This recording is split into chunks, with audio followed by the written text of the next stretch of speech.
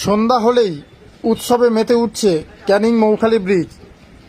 Bridge তৈরির কিছুদিনের মধ্যেই ভাইরাল হয়েছে এই ক্যানিং মৌখালি ব্রিজ। আর ভাইরাল হওয়ার সাথে সাথেই প্রচুর পরিমাণে মানুষজন কিন্তু এই ব্রিজে ঘুরতে আসছেন বিকেল হলেই। সারাদিন লোক তেমন একটা না থাকলেও বিকেল হতেই বিশাল সংখ্যক মানুষ কিন্তু এই ব্রিজে ঘুরতে আসছেন এবং বসেছে একাধিক দোকানপাটও। দেখুন সেই ছবি ক্যানিং মহকুমা সংবাদের পর্দায়।